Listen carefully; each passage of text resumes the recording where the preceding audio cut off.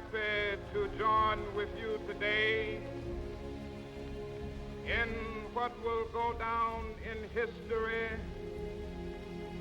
as the greatest demonstration for freedom in the history of our nation.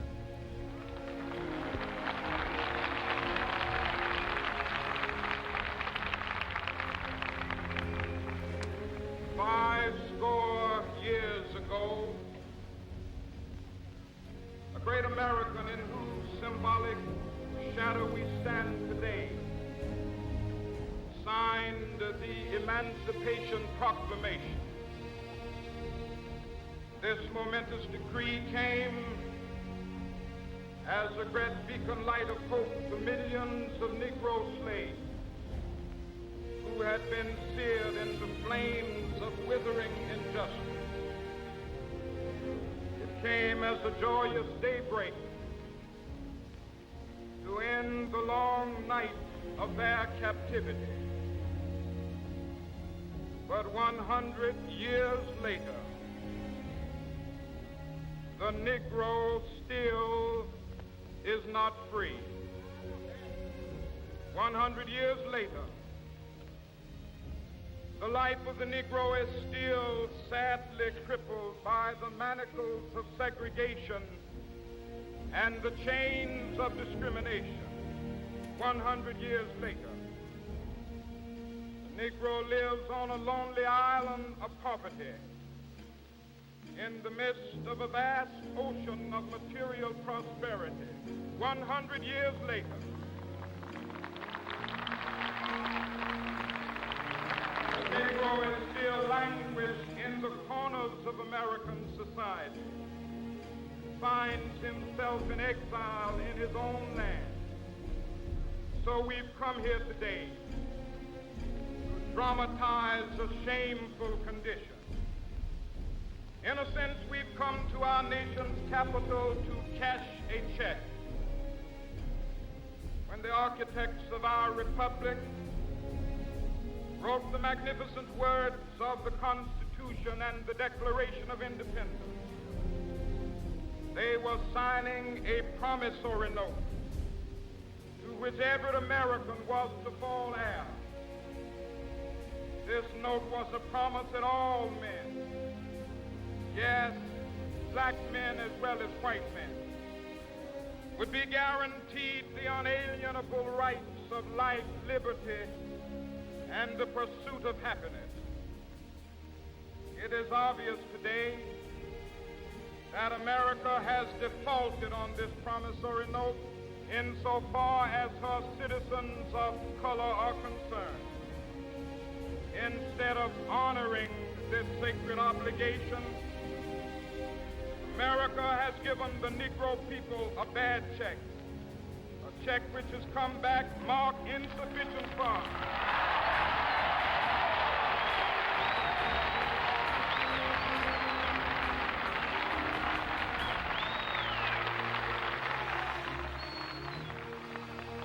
But we refuse to believe that the Bank of Justice is bankrupt. We refuse to believe that there are insufficient funds in the great vaults of opportunity of this nation.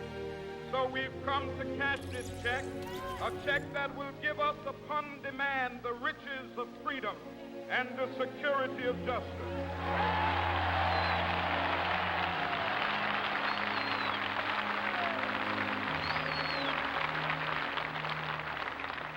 We have also come to this hallowed spot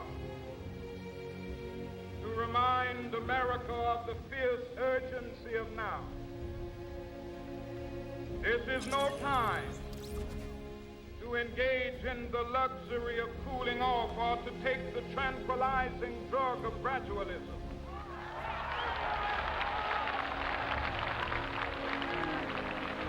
Now is the time to make real the promises of democracy. Now is the time to rise from the dark and desolate valley of segregation to the sunlit path of racial justice. Now is the time to lift our nation from the quicksands of racial injustice justice to the solid rock of brotherhood. Now is the time.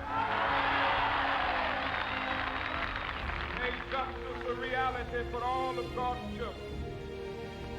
It would be fatal for the nation to overlook the urgency of the moment. This sweltering summit of the Negro's legitimate discontent will not pass until that is an invigorating autumn of freedom and equality. 1963 is not an end, but a beginning.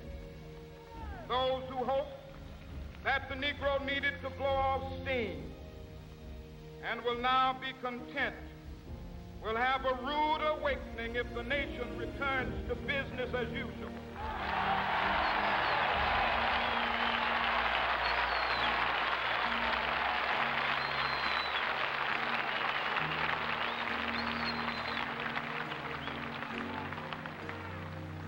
There will be neither rest nor tranquility in America till the Negro is granted his citizenship rights. The whirlwinds of revolt will continue to shake the foundations of our nation until the bright day of justice emerges. But that is something that I must say to my people who stand on the warm threshold which leads into the palace of justice. In the process of gaining our rightful place, we must not be guilty of wrongful deeds. Let us not seek to satisfy our thirst for freedom by drinking from the cup of bitterness and hatred.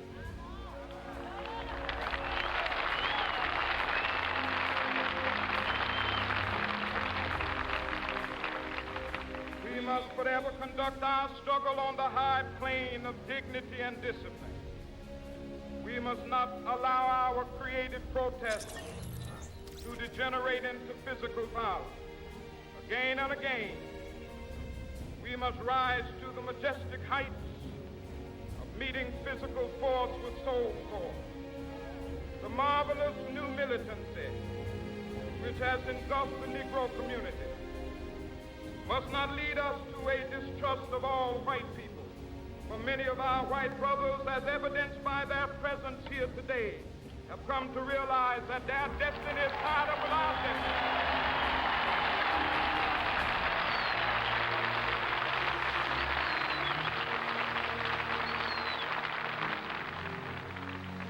Come to realize that their freedom is inextricably bound to our freedom. We cannot walk alone. As we walk, we must make the pledge that we shall always march ahead. We cannot turn back. There are those who are asking the devotees of civil rights, when will you be satisfied? We can never be satisfied as long as the Negro is the victim of the unspeakable horrors of police brutality. We can never be satisfied as long as our body is heavy with the fatigue of travel, cannot gain lodging in the motels of the highways and the hotels of the city.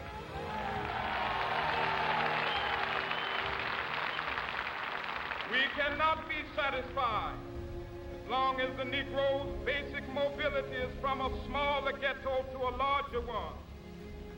We can never be satisfied as long as our children are stripped of their selfhood and robbed of their dignity by signs stating for whites only.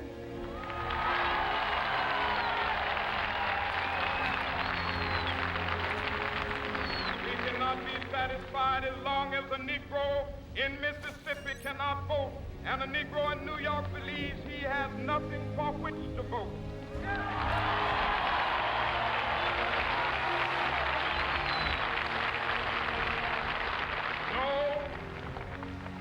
No, we are not satisfied, and we will not be satisfied until justice rolls down like waters and righteousness like a mighty stream.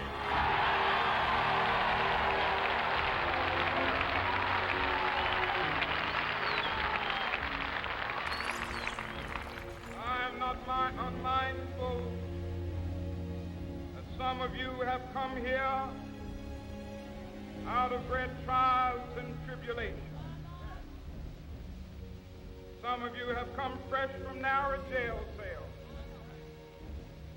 Some of you have come from areas where your quest for freedom left you battered by the storms of persecution, staggered by the winds of police brutality. You have been the veterans of creative suffering. Continue to work with the faith that unearned suffering is redemptive. Go back to Mississippi. Go back to Alabama. Go back to South Carolina. Go back to Georgia. Go back to Louisiana. Go back to the slums and ghettos of our northern cities, knowing that somehow this situation can and will be changed. Let us not wallow in the valley of despair. I say to you today, my friend,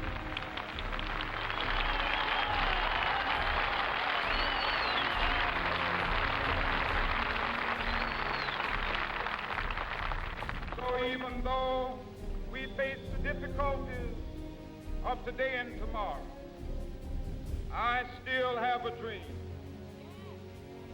It is a dream deeply rooted in the American dream. I have a dream that one day this nation will rise up, live out the true meaning of its creed. We hold these truths to be self-evident, that all men are created equal.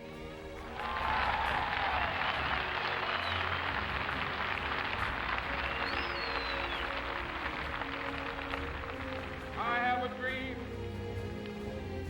that one day on the red hills of Georgia, sons of former slaves and the sons of former slave owners will they be able to sit down together at the table of brotherhood. I have a dream that one day even the state of Mississippi, a state sweltering with the heat of injustice, sweltering with the heat of oppression, be transformed into an oasis of freedom and justice. I have a dream. My poor little children will one day live in a nation where they will not be judged by the color of their skin, but by the content of their character. I have a dream today.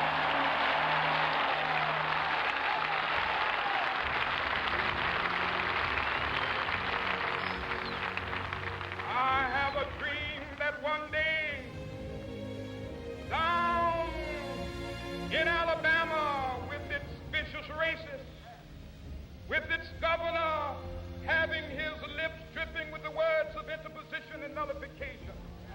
One day, right there in Alabama, little black boys and black girls will be able to join hands with little white boys and white girls as sisters and brothers. I have a dream today.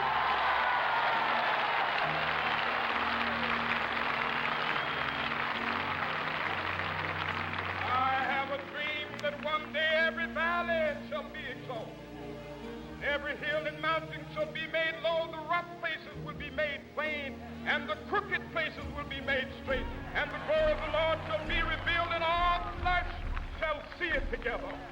This is our hope. This is the faith that I go back to the South with.